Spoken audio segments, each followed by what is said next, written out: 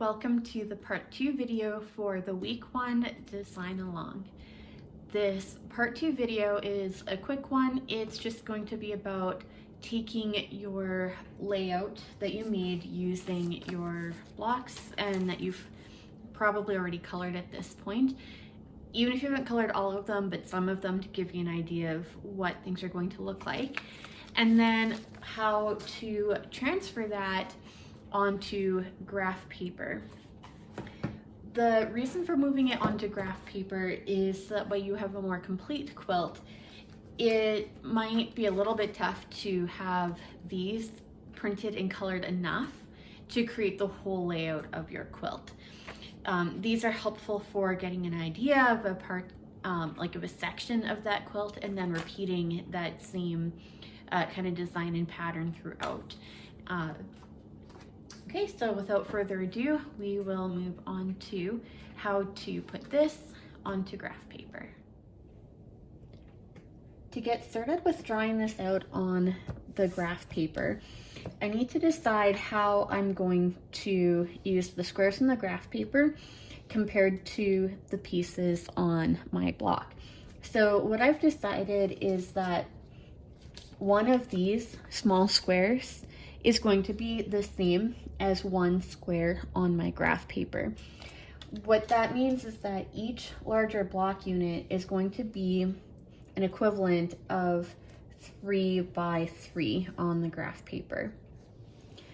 I need 8 blocks, so that's 24 individual squares, and I'm going to number them out across the top first and then down the side, because when I go to create a larger 3 by 3 block on my graph paper, I'm going to use a ruler to help me keep the lines straight. They don't need to be overly heavy because we're going to be coloring later on, but having them numbered is going to help me make those block units on my graph paper much quicker.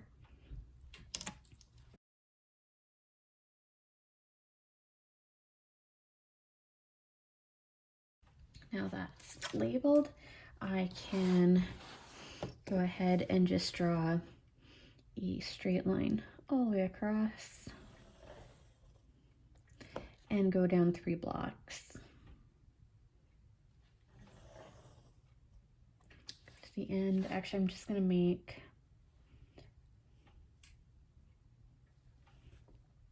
a large outline first.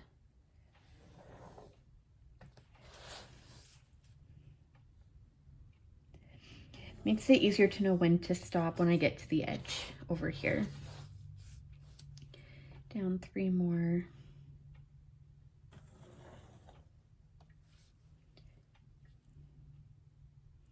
So if you've chosen the largest block unit as the one that you're going to build from, your graph paper will just be in groups of 3 for that one.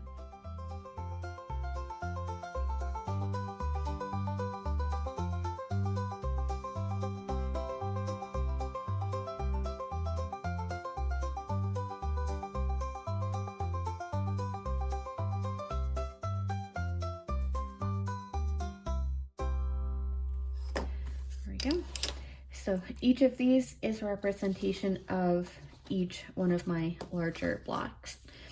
So part of the previous video when we were talking about sometimes being able to combine larger units, I had actually originally started off with this one, having 2 separated blocks like this on it. And when I realized how I was going to use this to turn the corner, then I substituted them out with one single rectangle here. The less cutting and the less small pieces that you need to work with, the better. So the next part is going to be drawing out this block in my top corner over here.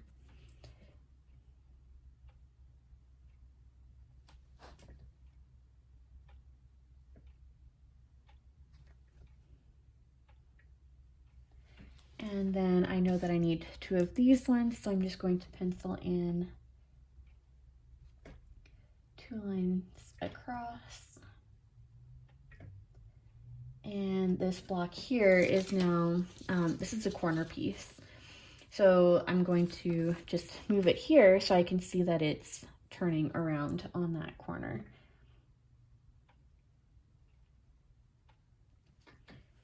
The nice thing with being able to move these around when you're drawing out your smaller block is that you can see the orientation instead of having to try to kind of mentally flip this block from this corner to this one. You're able to actually just move it, and that's a lot easier to do than trying to hold that information in your head and then give it the turn that it needs. And then from here, I know that I'm going to continue this down again, just in the same way. So this is going to come here, and I need 2 more of those.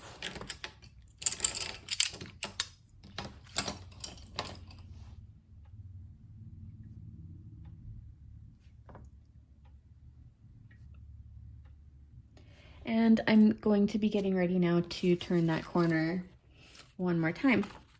And so that would come along this way. So now I can just use this to help me draw my corner in the correct orientation.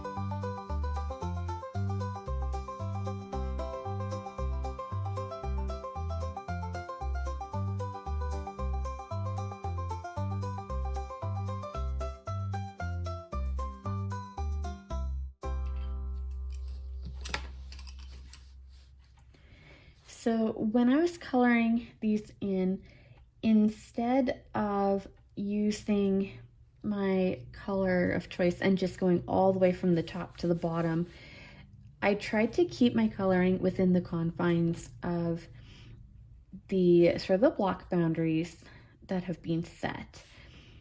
And I wasn't particular about needing to go right to the edges or having it look neat. This lets me see how a little bit better just how that block is built. And if you take your time with it, you can definitely come up with something that's neater, and as you need to, just reinforce those boundaries again in pencil to help that block continue to stand out even after it's been colored. I'm going to go ahead and color in the rest of these.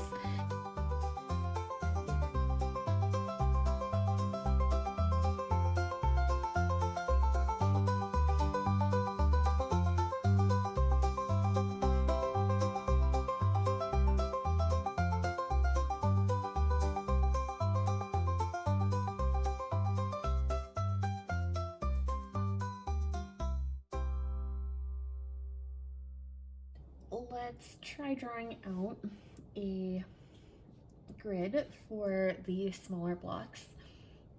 So if you did these blocks, everything is going to be divisible in 2s.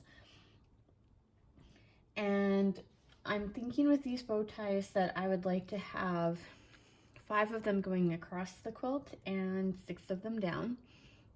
And because the bow tie block is sort of comprised of 4 different blocks together, I need to do a little bit of math to figure out how many squares on my graph paper that I will need to use. So I know with my graph paper that I want this here, the smaller block, to be the same as 1 square when I color that in here. So each of these squares is going to be worth 2. Okay, so let's start with 5 bow ties across.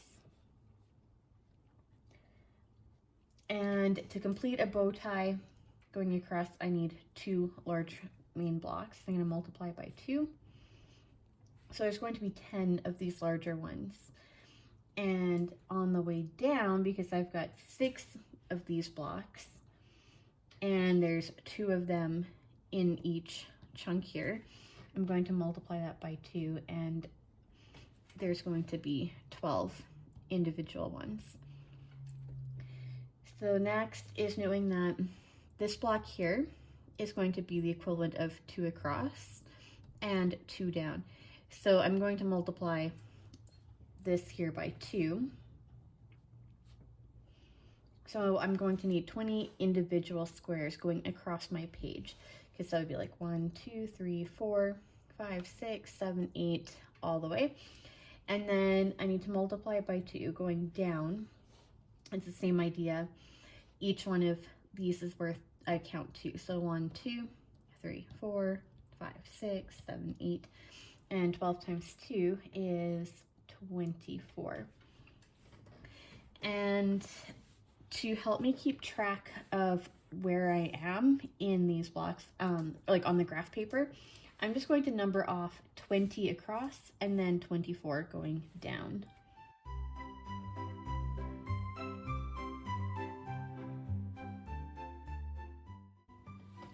Next, I'm going to take my ruler and draw a large outer grid to contain everything.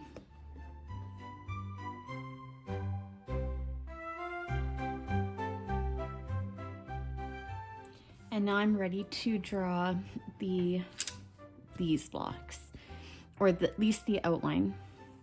So there are 2 chunks each in here, and then when I come back to draw my lines going vertical, they're going to be 2 across going down.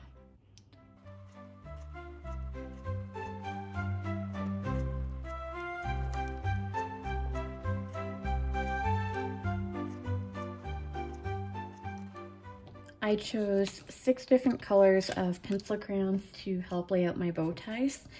So I'm going to color them in going vertically first, so that way I can kind of rotate the colors through on the horizontal side.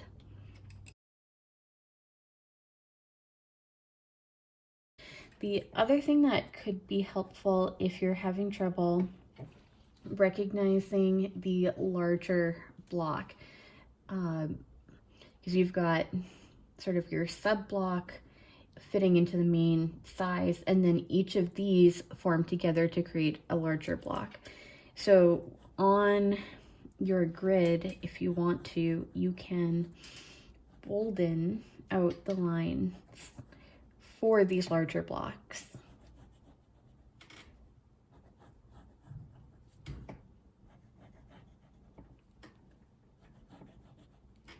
And I'm not going to do all of them, but as I go along, I may end up boldening some of those lines.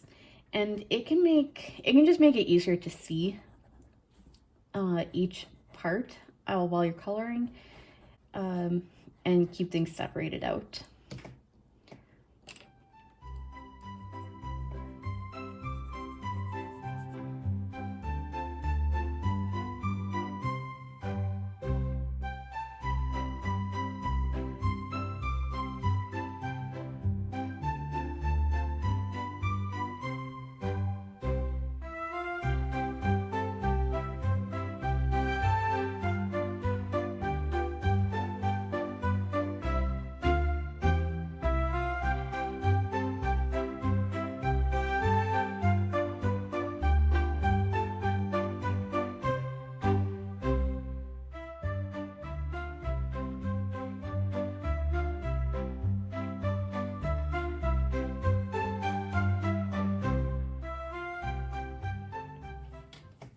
Now that I have it all colored in and I'm looking at the design, I'm starting to see some other ideas that could come out of this.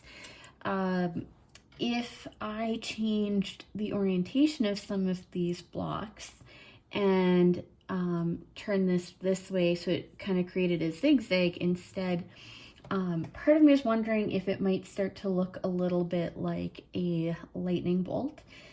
And I might actually, if I decided to do that, want to keep the same color going all the way down and then alternating into another color, or just keeping 3 of the same.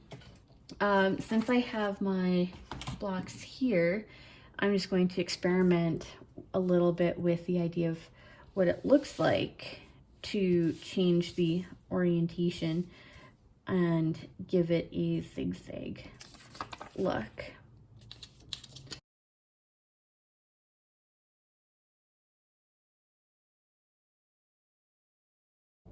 If this was something you wanted to experiment with before you started making your quilt blocks, you could also just put these on a larger piece of paper, so that way they're already kind of together as one unit, just like we did with the ones that were thirds, and then we were able to turn them around better. And once you've created your quilt blocks, you don't always have to stay with this pattern idea. You can move them around and come up with something just a little bit different. The other thought that I had with this is, because I was kind of initially thinking of a bow tie look, these don't fully look like a bow tie. They're a little bit too far out on these. And in kind of the sake of trying to keep this simple, I didn't want to go into a half square triangle, but I don't know. If I like the idea enough, I might, and I would create a separate video on how to construct the half square triangle. It's not a huge extra step within the whole block, but one that adds just a little bit more complexity. So, but I don't know. If I do that, it doesn't quite look like a bow tie here either. So I think I'm gonna stick with this. I like just kind of the fun geometric movement of this particular block. So I did a quick sketch out after having taken a look at just trying to decide if I wanted to switch up this particular block or not. And I ended up coming up with sort of something like this, where I just changed the orientation of all of them so that way the large blocks are meeting at the top, and then they form just a whole variety of different kind of geometric shapes and designs along the way. So there would be a few different ways of maybe constructing this quilt together. It wouldn't be the same method that I did on here. It'd be a little bit different. But yeah, it definitely creates a really neat kind of geometric effect all the way through, and I think that could be quite a fun quilt to make. So I might experiment with this one day, but for the quilt along, I'll probably just stick with this. And then once I have all my blocks made up, play around with the orientation and decide if I like this orientation or if I want to try something a little bit different, if I can get a different kind of zigzag going on. Now that you've got your quilt drafted out onto the graph paper, you are finished everything that you need to do for week 1. Week 2 will bring an introduction to quilt math, figuring out how much fabric you need, and how to assemble your quilt blocks. See you in week 2.